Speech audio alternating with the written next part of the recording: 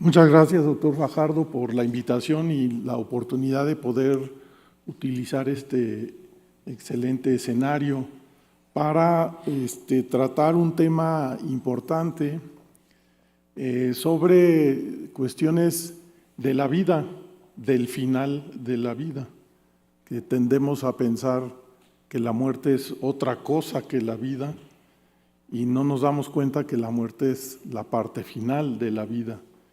Y así es como hay que verlo. Agradezco a los demás ponentes. Uno de los últimos ponentes, el doctor Arnoldo Kraus, se disculpa, no va a poder estar el día de hoy por razones de fuerza mayor. Sin embargo, mandó unas diapositivas que quiere que se transmitan hacia el final en el espacio que le tocaba a él.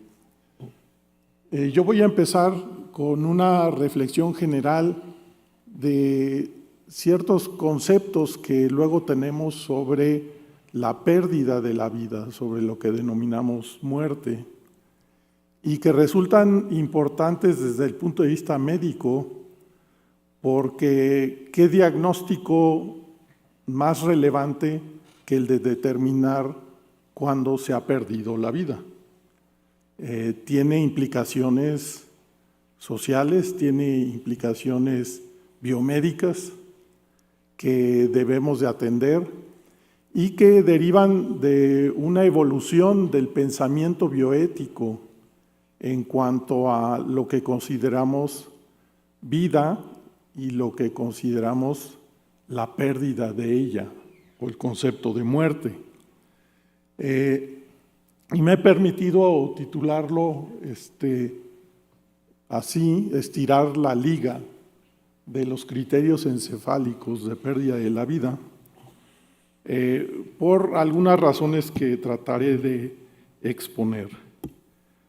Sin duda hay muchos conceptos sobre la pérdida de la vida y todos estamos conscientes de que tal vez predomine el concepto metafísico de la pérdida de la vida, y eso no nos ayuda mucho en la medicina. A los alumnos yo siempre les digo que nos cuesta mucho trabajo determinar cuándo se da esa concepción metafísica, y han ido desarrollándose otras concepciones que son muy importantes y que sí nos ayudan al trabajo que hacemos cotidianamente en los hospitales, en las clínicas, en las casas de los pacientes, de las personas, cada vez con menos frecuencia.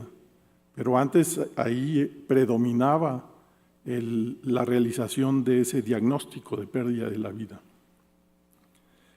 Y empiezo con un relato que a mí siempre me ha llamado la atención porque tiene que ver con el concepto del trasplante de órganos y tejidos para resolver problemas de destrucción orgánica o tisular, que no puede resolverse de otra manera más que sustituyendo el órgano perdido, el tejido perdido, con tejido sano. Y sin embargo surgió una pregunta, aún a los santos a los que se les atribuye eso, Cosme y Damián, que dice la leyenda que se le aparecieron a su sacristán que tenía gangrena de la pierna y decidieron cortarle la pierna, pero se vieron problematizados por dejarlo sin una pierna, y alguien recomendó cortar la pierna a una persona que acababan de enterrar en el cementerio, y fueron a sacarlo y le cortaron la pierna y sustituyeron la pierna al sacristán, devolviéndole la vida y la función. Este es el primer relato más directo sobre la posibilidad de sustituir órganos y tejidos mediante el proceso que actualmente conocemos como trasplante de órganos y tejidos. Y estableció una primicia, una de las reglas que se usa en trasplante, que se llama la regla del donador muerto.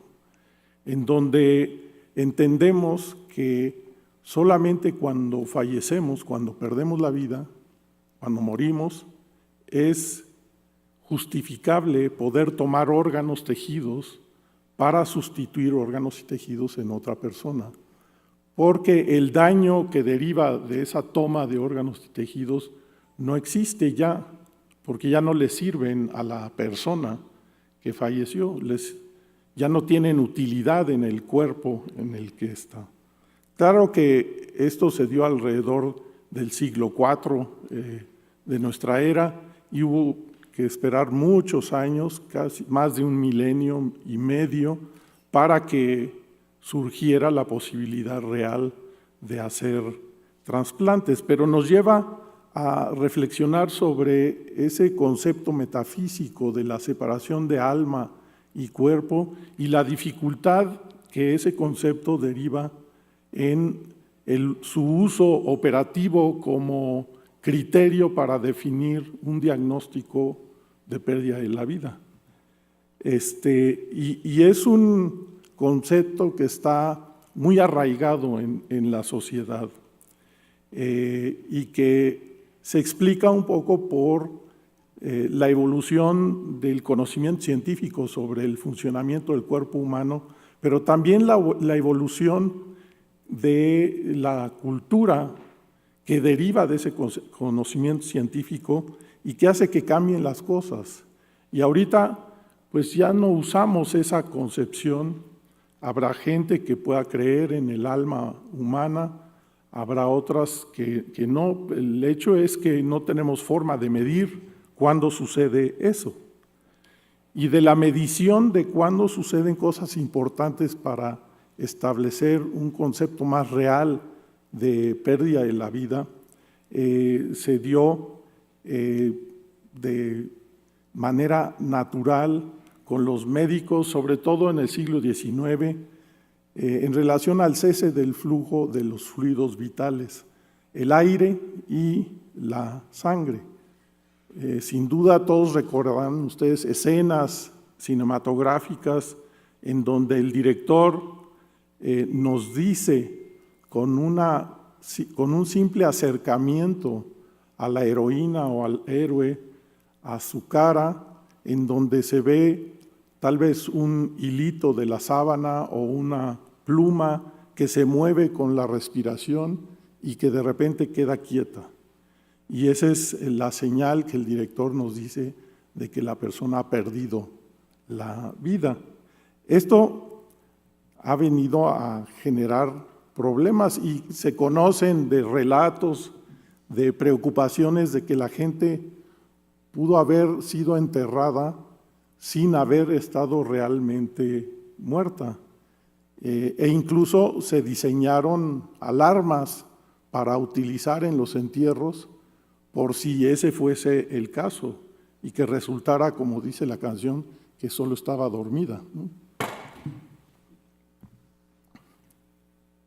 Sin embargo, el flujo de aire no nos ayuda mucho, sobre todo de 90 años para acá, en que se desarrollaron la posibilidad de controlar el flujo de la vía aérea a través del desarrollo de máquinas que mantienen la respiración.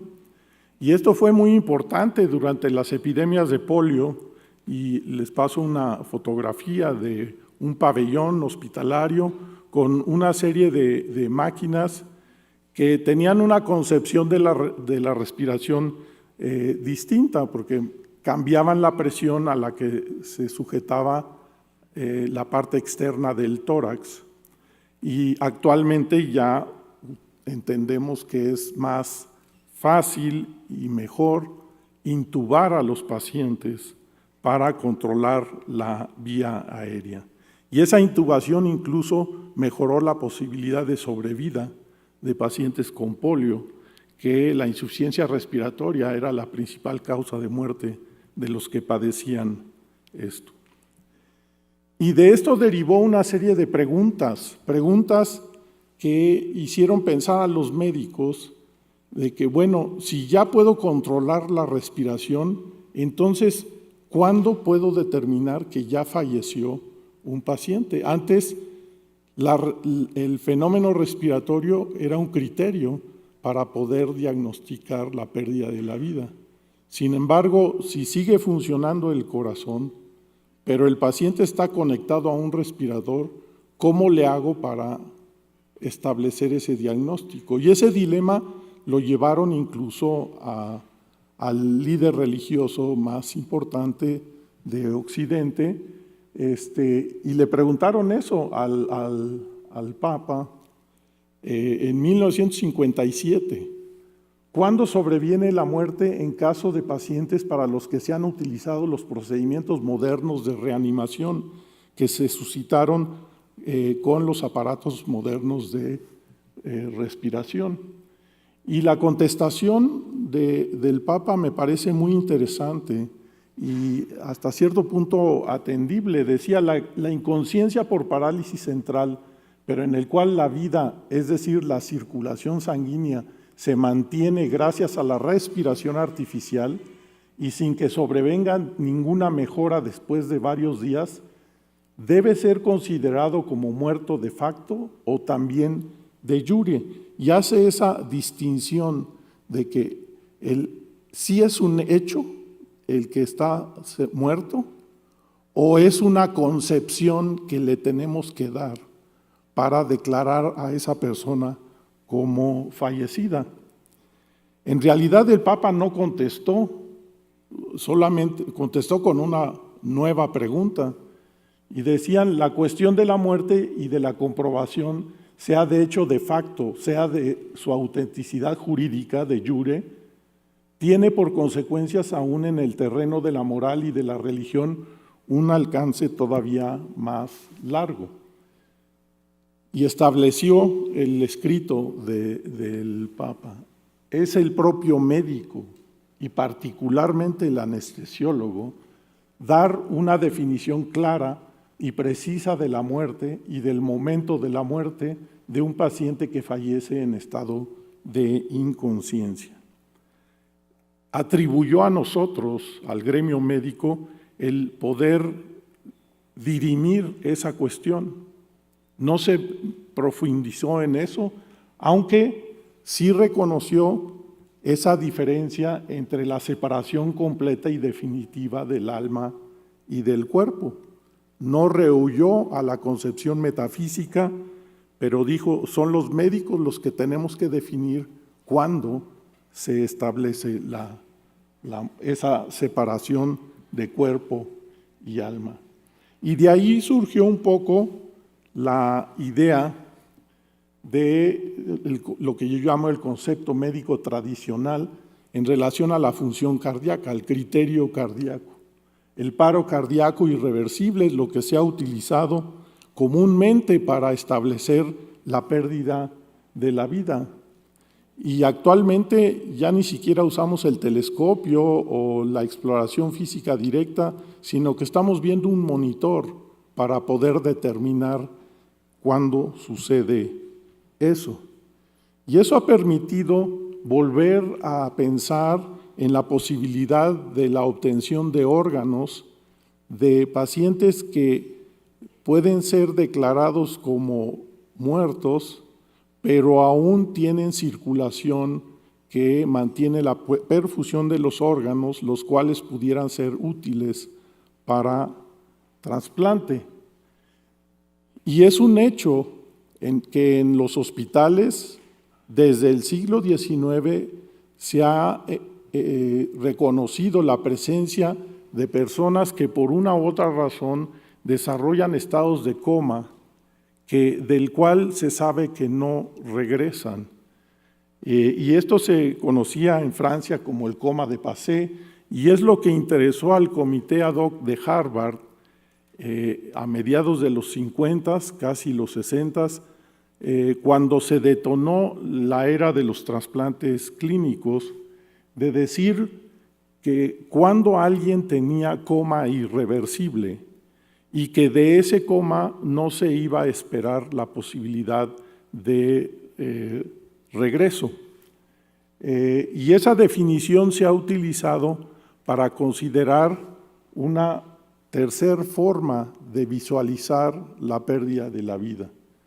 Henry Beecher, fisiólogo, anestesiólogo, que participó en todas estas discusiones, decía, y leo, su personalidad, su vida consciente, su individualidad, su capacidad de recordar, juzgar, razonar, actuar, disfrutar, preocuparse, uno diría de amar, de reír, de odiar. Tenemos prueba de que estas y otras funciones residen en el cerebro. Parece claro que cuando el cerebro ya no funciona, cuando se destruye de la misma forma, se destruye al individuo. Ya no existe más como persona, se encuentra muerto. Y a raíz de eso y de las discusiones del comité ad hoc de Harvard, se empezó a tomar como equivalente el coma irreversible a la pérdida de la vida. Y es lo que conocemos actualmente como muerte por criterios encefálicos. Recuerden que la traducción de brain del inglés al español tiene dos connotaciones. Una es cerebro, que casi siempre se traduce así, pero brain en realidad constituye el encéfalo, que no solamente es el cerebro, sino el cerebro y el tallo cerebral. Y de ahí surge el concepto médico más moderno que se utiliza actualmente, que relaciona la pérdida de la vida a la función integradora del sistema nervioso central, el daño encefálico irreversible. Y hay muchos estudios en los que se demuestra que es imposible esperar que una persona regrese de esa situación de coma irreversible en nuestra actualidad. Robert Beach, que escribió un libro sobre ética de los trasplantes, decía que el diagnóstico de muerte es muy importante para los trasplantes, por lo que Cosme y Damián ya habían vislumbrado desde hace más de milenio y medio. Y decía, es que no tenemos una definición de lo que es muerte. Definimos los conceptos de muerte que tenemos, la separación del alma, el paro cardíaco, la destrucción del encéfalo, pero ¿es eso la muerte?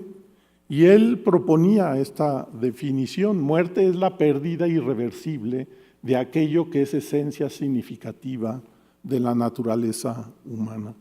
Y así tenemos muchas esencias significativas de la naturaleza humana, que en algún momento alguien pueda respetar o no, o preferir o no.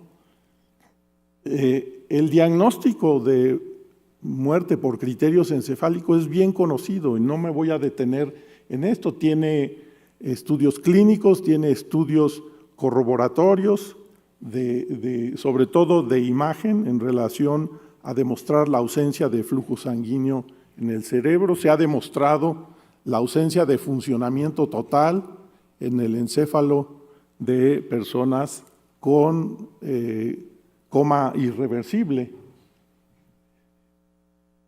Y de ahí surge la reflexión de que los criterios de muerte, los datos clínicos que usamos para determinar la muerte, es un asunto médico. El concepto de muerte puede ser un asunto filosófico, metafísico, religioso, si ustedes quieren. Cada quien puede tener sus consideraciones acerca de su concepción de muerte. Pero los médicos no tenemos duda de cómo establecemos la pérdida de la vida.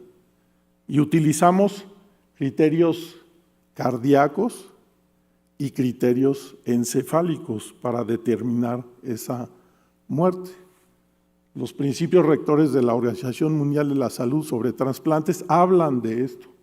Y esto ha sido retomado por la Ley General de Salud en nuestro país desde hace 40 años en que se publicó por primera vez la Ley General de Salud, ya se publicó con el título 14 que habla sobre la donación de órganos, tejidos y células, y donde tocan precisamente el diagnóstico de pérdida de la vida, como dice la ley, por criterios cardiopulmonares y criterios encefálicos. Y el acto de donar ha sido aceptado, costó trabajo, pero se pudo convencer a otro papa de que aceptara que la donación de órganos es algo útil, es algo bueno y que deriva de una decisión libre, explícita y consciente de las personas. Y establece al equipo médico como mediador de ese acto humano de donar. Y aquí me brinco a una cuestión que apareció de manera relativamente reciente en la ley, que es el darle a los ciudadanos de nuestro país la posibilidad de decidir sobre aceptar o no aceptar las propuestas diagnósticas, terapéuticas, de manejo clínico u otro que se nos proponen en el curso de nuestra vida. Todos tenemos el derecho a aceptar o de no aceptar, de rechazar los tratamientos. Y muchas veces tenemos la posibilidad de hacerlo porque tenemos voluntariedad y la capacidad de ejercerla. Decidimos por lo que queremos. Pero muchas veces no tenemos esa capacidad. Y las personas que entran en coma irreversible pierden, es el paradigma de la pérdida de esa capacidad. Y entonces se requiere hacer un criterio de juicio sustitutivo no a través de ver lo que otras gentes quieren, sino a través de analizar qué es lo que hubiese querido la persona que se encuentra en la situación de los criterios encefálicos de pérdida de la vida. ¿Tiene un paciente derecho a rechazar o retirar un tratamiento? Claro que lo tiene. Lo tiene desde el ejercicio de su propia autonomía, de la presencia de los derechos humanos y lo que dice la Ley General de Salud en nuestro país. No necesitamos de otra cosa más que de nuestra propia decisión para decidir qué, decidir aceptar un tratamiento o decidir donar órganos o decidir otras cosas importantes. ¿Sí? Volviendo a Cosme y Damián, hay otras representaciones artísticas y aquí tenemos una que preocupa porque se ve claramente que el donador no estaba muerto, simple y sencillamente fueron y le quitaron la pierna para ayudar al sacristán. ¿Sí? Y aún si estuviera muerto, ¿sabemos que quería donar sus órganos o no? Es probable que no. ¿Sí? Y este es un problema. Existen casos de pacientes diagnosticados con criterios encefálicos de muerte, con coma irreversible, y que aún así rechazan esa concepción, ese criterio biomédico y mantienen con vida a pacientes de manera irracional, diría uno. Y sin embargo hay incluso gente que ha escrito sobre la presencia de muerte encefálica crónica. Y hay un trabajo del doctor Schumann de Los Ángeles en donde ha logrado conjuntar una buena cantidad de pacientes que tenían diagnóstico de muerte encefálica, de los cuales sobrevivieron, entre comillas, una semana, la gran mayoría, 2 semanas, ya un número menor, 4 semanas, un número todavía menor, 2 meses, 6 meses, poquitos pacientes. Y el caso de Yahi fue un caso que se dio en San Francisco y que generó una serie de problemáticas porque incluso la trasladaron hasta el otro extremo de Estados Unidos, a un estado en donde los familiares tenían la posibilidad de mantener a una persona con criterios encefálicos aún viva. El estado de California decía, está muerta alguien que pierde la función cardíaca irreversiblemente o la función encefálica irreversiblemente.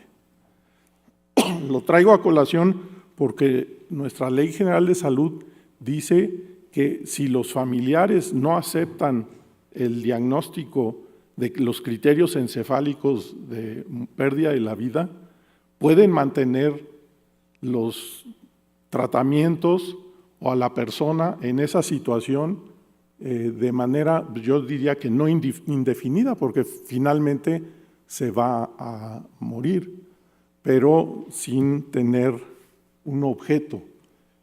Y esto me llevó a encontrar un artículo de Peter Singer, que probablemente ustedes conozcan de él, en donde decía que él hablaba un poquito en contra de la concepción del criterio encefálico de pérdida de la vida, porque decía, es que esa persona todavía le late el corazón.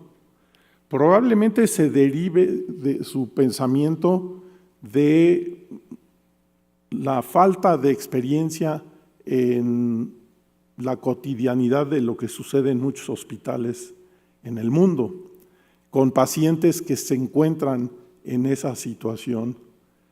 Y él decía, no, el criterio establecido es el criterio cardíaco. Si aceptamos el criterio encefálico, estamos contraviniendo las posibilidades de una persona de seguir viva. Sin embargo, yo no comparto su idea, pero me parece interesante la solución que propone para ello. Y él decía que hay que pensar en la definición de muerte como una pregunta de carácter ético o bien como un hecho. Un poquito lo que había dicho un papa 50 años antes sobre el considerar al muerto de hecho o a un muerto de jure, decía el Papa. Singer dice, ¿es una cuestión ética o es una cuestión de hecho? Si es una cuestión de hecho, entonces el daño encefálico habla de muerte y hay que quitarle todos los apoyos. Pero si es una cuestión ética, entonces hay que preguntarle. Y él establece la posibilidad de preguntar a las personas que todos nosotros hagamos una voluntad anticipada, una cláusula de conciencia en donde digamos, ¿yo qué acepto para mí? Si yo estuviese en esa situación, ¿qué voy a aceptar para mí? Porque finalmente la donación de órganos tiene que ser voluntaria, tiene que ser altruista y tiene que hacer un acto post-mortem en la mayoría de las circunstancias. Aquí tenemos excepciones, por ejemplo, en la donación de riñón, en donde se acepta la donación de una persona viva. ¿Sí? Y termino volviendo a lo mismo. Tenemos varias concepciones. ¿Cuál tenemos que aclarar? ¿O deberíamos de hacer otro giro evolutivo hacia una nueva concepción sociomédica que tenga que ver con el cese de las funciones de conciencia?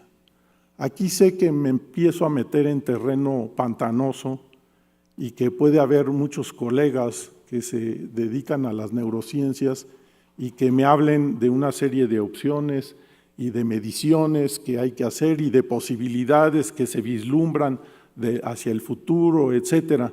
Sin embargo, si yo me encuentro en una situación en donde ya no tengo conciencia de lo que estoy haciendo, ya no existo como persona, para mí ya se terminó la vida.